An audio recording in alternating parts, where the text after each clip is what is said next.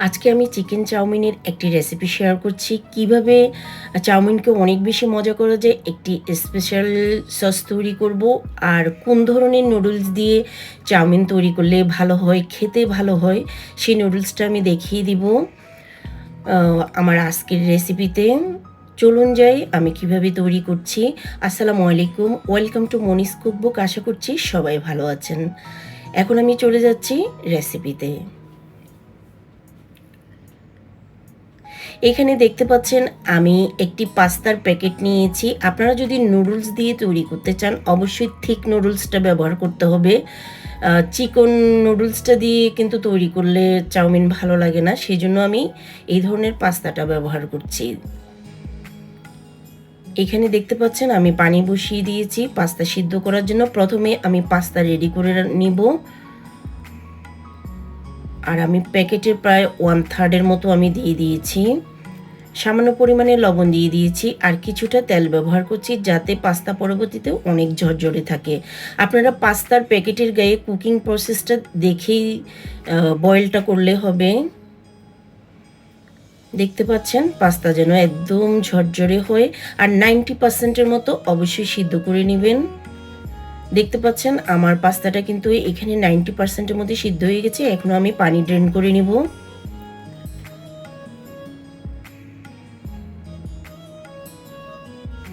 আর আমি এখন কলের ঠান্ডা পানিটা একটু দিয়ে দিচ্ছি, যাতে পাস্তার কুকিং প্রসেসটা বন্ধ হয়ে যায়। এতে করে পাস্তা অনেক বেশি ঝরঝরে থাকে। পাস্তাগুলোকে আমি একটি বোলে নিয়ে নিয়েছি। এখন আমি কিছুটা তেল দিয়ে দিচ্ছি, 1 টেবিল চামচের মতো। ভালো করে মিক্স করে নিব। এতে করে পাস্তা অনেক বেশি ঝরঝরে থাকবে, একটির গায়ে আরেকটি লেগে যাবে না। এখন আমি পাস্তার সেই স্পেশাল সসটা তৈরি করব।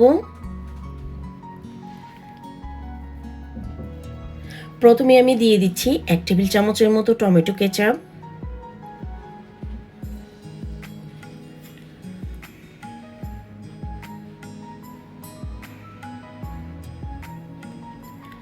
এখন দিয়ে দিচ্ছি আমি 1 টেবিল চামচের মতো সয়া সস।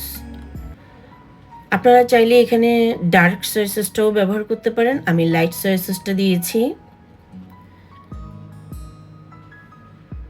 দিয়ে দিচ্ছি আমি 1 চা চামচের মতো হোয়াইট ভিনেগার। ভিনেগার যদি না দিতে চান আপনি লেবু ব্যবহারও করতে পারেন। এখন দিয়ে দিচ্ছি আমি ওয়েস্টার সস 1 টেবিল চামচের মতো।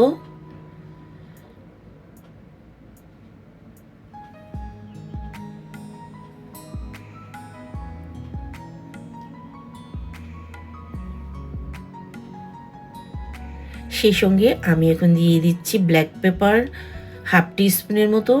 এখানে আপনারা চাইলে হোয়াইট পেপারটাও দিতে পারেন।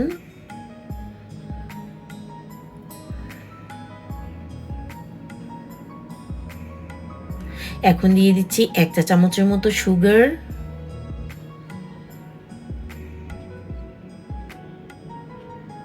দিয়ে দিচ্ছি আমি 1 চা চামচ উঁচু করে কর্নফ্লাওয়ার। এখন আমি ভালো করে একটু মিক্স করে নিচ্ছি। সামান্য 1 টেবিল চামচের মতো পানি দিয়ে আমি মিক্স করে নিব সসটাকে। ভালোভাবে এভাবে চামচের সাহায্যে মিক্স করে নিব।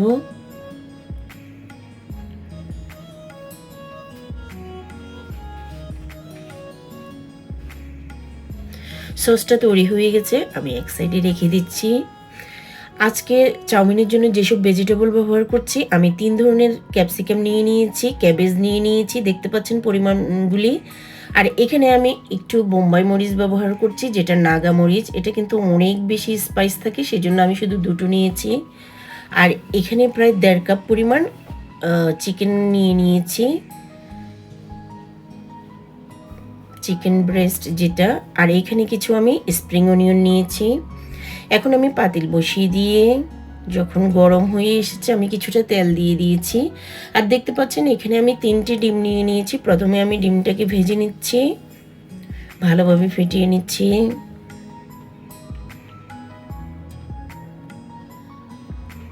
আজকে আমি চাউমিনের জন্য চিকেন এবং ডিম দুটোই ব্যবহার করছি।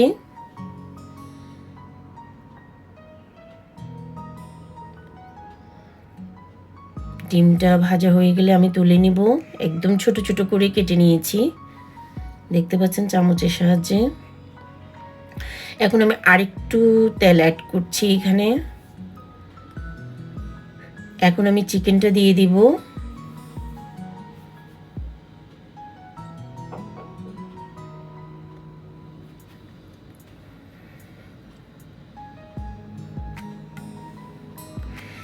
চিকেনগুলোকে আমি একদম নাড়াচাড়া করে দিচ্ছি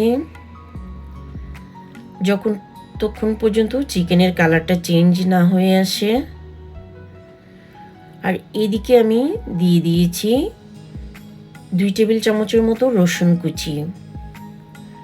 রসুনটাকে আমি একদম ব্রাউন করব না, জাস্ট হালকা একটি কালার আসলে চিকেনের সাথে মিক্স করে দিব।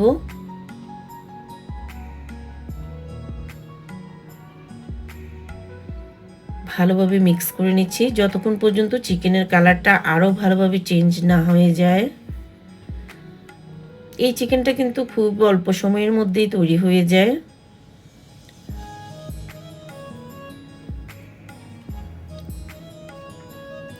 এখন আমি যে সসটা তৈরি করে রেখেছিলাম ওই সসটা দিয়ে দিব। ভালোভাবে চিকেনের সঙ্গে আমি মিক্স করে নিচ্ছি।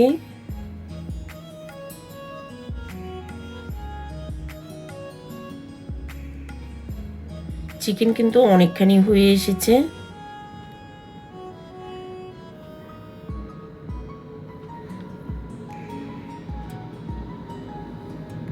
এখন আমি অ্যাড করে দিব নুডলস। দেখতে পাচ্ছেন আপনারা অবশ্যই এই ধরনের থিক পাস্তা অথবা থিক নুডলসটাই ব্যবহার করবেন।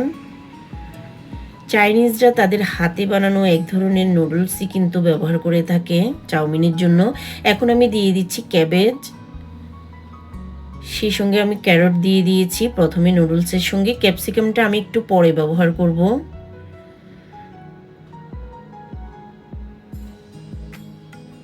ভালোভাবে নুডলসের সঙ্গে আমি মিক্স করে নিচ্ছি। ক্যাপসিকামগুলোকে যদি একটু লাস্টে ব্যবহার করা হয় তাহলে কালারগুলি একদম ভালো থাকে, সেই জন্যই আমি একটু পরে ক্যাপসিকামগুলি ব্যবহার করছি, দেখতে পাচ্ছেন।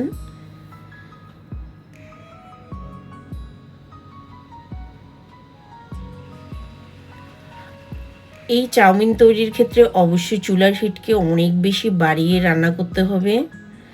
আমরা সবাই জানি চাইনিজ রান্নাগুলি এমনিতে কিন্তু অনেক বেশি হিট দিয়ে তৈরি করা হয়, বেশি জালে রান্না করা হয়। এখন আমি দিয়ে দিচ্ছি ক্যাপসিকামগুলি, সেই সঙ্গে আমি দিয়ে দিচ্ছি স্প্রিং অনিয়ন। কালারটা খুবই সুন্দর আসে সবজির কালারের জন্য। আবারও আমি ভালোভাবে নাড়াচাড়া করে দিচ্ছি।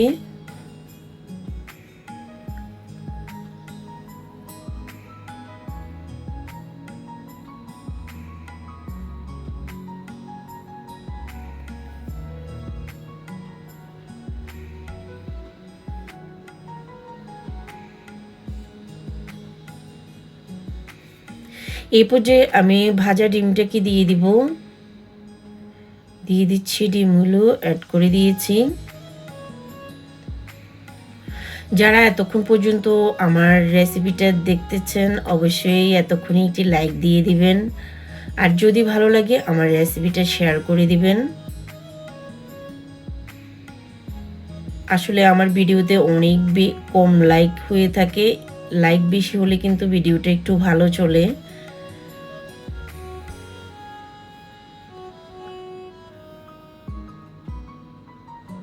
ভালোভাবে আমি মিক্স করে নিচ্ছি ডিম আর নুডলস। দেখতে পাচ্ছেন একদম তৈরি হয়ে গেছে। এখন আমি চুলার জাল বন্ধ করে দিয়ে কিছুটা আমি পরিবেশন করে নিচ্ছি। একটি ডিশে আমি তুলে নিচ্ছি কিছুটা। এটা খুবই মজা হয়েছিল। আপনারা আমি যেভাবে সসটাকে তৈরি করেছি এভাবে তৈরি করবেন, অবশ্যই আপনাদের চাউমিনও হবে অনেক বেশি মজাদার আর কালারফুল।